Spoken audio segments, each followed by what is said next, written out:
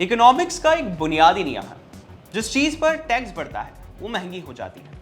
लेकिन भारत में मामला अलग चल रहा है। देश के गोल्ड मार्केट ने इकोनॉमिक्स की इस थ्योरी को कूड़ेदान में फेंक दिया है। क्या सरकार की एक चाल और प्रधानमंत्री मोदी की एक अपील पूरे सराफा बाजार का खेल बदल रही है? और क्या सोने की डिमांड इतनी ज्यादा घट गई है कि लोग डिस्काउंट पर मिल रहा सोना भी लेने से बच रहे हैं? चलिए सोने चांदी के आज के एपिसोड में पूरा मामला आपको बताते हैं, लेकिन पहले सोने चांदी की आज की कीमतों पर एक बार नजर डाल लेते हैं। MCX पर 5 जून की एक्सपायरी वाला सोना मामूली बढ़त के साथ 1,59,000 के आसपास ट्रेड कर रहा था, और वहीं 3 जुलाई की एक्सपायरी वाली चांदी 1.5% से ज्यादा के उछाल के साथ 2,76,000 प्रति किलो के आसपास ट्रेड कर रही थी। अब वापस आते हैं खबर पर। 13 मई को सरकार ने सोने चांदी और प्लेटिनम पर कस्टम ड्यूटी 6% से बढ़ाकर सीधे 15% कर दी। सरकार का मकसद साफ था, गोल्ड इंपोर्ट को कम करना और विदेशी मुद्रा यानी कि फॉरेक्स आउटफ्लो को कंट्रोल में करना। लेकिन इस फैसले के बाद बाजार में एक अजीब सिचुएशन बन गई है। भारत में सोने की कीमतें ऑफिशियल इंपोर्ट प्राइस से करीब 450 रुपए प्रति ग्राम तक नीचे ट्रेड करने लगी। यानी जो सोना टैक्स बढ़ने के बाद महंगा होना चाहिए था वो डिस्काउंट पर बिकने लगा है। और ये हम नहीं कह रहे हैं, वर्ल्ड गोल्ड काउंसिल यानी WGC की इंडिया रिसर्च हेड कविता चाको के मुताबिक ड्यूटी बढ़ने से पहले डोमेस्टिक मार्केट में डिस्काउंट सिर्फ $14 प्रति आउंस था, लेकिन अब ये बढ़कर करीब $150 प्रति आउंस हो गया है। इसे ग्राम और डॉलर में जब कन्वर्ट करते हैं तो आंकड़ा निकल कर आता है प्रति 10 ग्राम 450 रुपए के डिस्काउंट का। यानी अगर टैक्स जोड़ने के बाद मान लें कि किसी सोने की कीमत ₹10,000 प्रति ग्राम पर बैठती है, तो वही सोना मार्केट में करीब 9,538 रुपए प्रति ग्राम में बिक रहा है। अब सवाल है, कोई ज्वेलर नुकसान में सोना क्यों बेचेगा? असल कहानी यहीं से शुरू होती है। दरअसल कई बुलियन डीलर्स ने पहले ही 6% इंपोर्ट ड्यूटी के समय काफ़ी गोल्ड इंपोर्ट कर लिया था।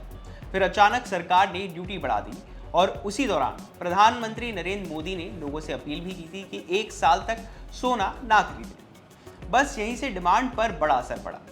Indian Boolean and jewellers association के मुताबिक मार्केट में वर्चुअली नो डिमांड जैसी स्थिति बन गई है। यानी ग्राहक दुकान तक नहीं पहुंच रहे हैं। अब ज्वेलर्स के सामने दिक्कत भी है। एक तरफ पुराना स्टॉक पड़ा है, दूसरी तरफ बिक्री रुक गई है। तो वो क्या कर रहे हैं? डिस्काउंट देकर माल निकाल रहे हैं। कुछ ज्वेलर्स तो मेकिंग चार्जेस भी कम कर रहे हैं ताकि ग्राहक वापस आए। अब यहाँ पे एक और दिलचस्प बात समझिए, बड़े ज्वेलरी चेन्स अभी थोड़ा संभले हुए हैं क्योंकि उनके पास इन्वेंट्री बफर है और ब्राइडल डिमांड भी सपोर्ट दे रही है। लेकिन छोटे और मिड साइज ज्वेलर्स पर सबसे ज़्यादा दबाव है क्योंकि गोल्ड पहले से रिकॉर्ड महंगा है। अब बिक्री भी घट गई है और प्रॉफिट मार्जिन भी दब रही है। अब बात करते हैं सबसे बड़े खतरे की। वर्ल्ड गोल्ड काउंसिल ने वार्निंग दी है कि इंपोर्ट ड्यूटी बढ़ने से गोल्ड स्मगलिंग बढ़ सकती है। क्यों? क्योंकि जब भारत और विदेश में गोल्ड प्राइस का गैप बढ़ता है तो स्मगलर्स को ज़्यादा फायदा दिखने लगता है। रिपोर्ट कहती है 2013 से लेकर 2026 तक जब जब सरकार ने इंपोर्ट ड्यूटी बढ़ाई तब तब अनऑफिशियल गोल्ड इनफ्लो यानी कि स्मगलिंग भी बढ़ी। यानी कि सरकार इंपोर्ट कम करना चाहती है लेकिन ऊंची ड्यूटी इलीगल गोल्ड को बढ़ावा दे सकती है। अब आगे क्या हो सकता है?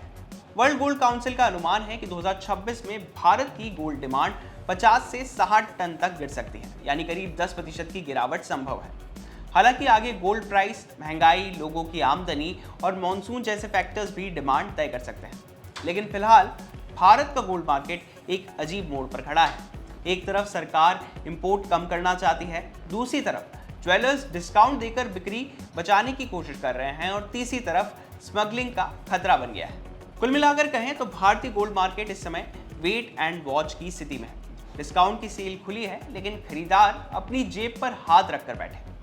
देखना दिलचस्प होगा कि भारतीय परिवारों की तिजोरियों में बंद सोने की चमक और PM मोदी की इस अपील के बीच जीत किसकी होती है। खैर, आपका इस पूरे गोल्ड क्राइसिस पर क्या सोचना है हमें कमेंट सेक्शन में कमेंट करके जरूर बताएं और बिजनेस जुड़ी बाकी तमाम खबरों के लिए आप देखते रहिए विस्तार।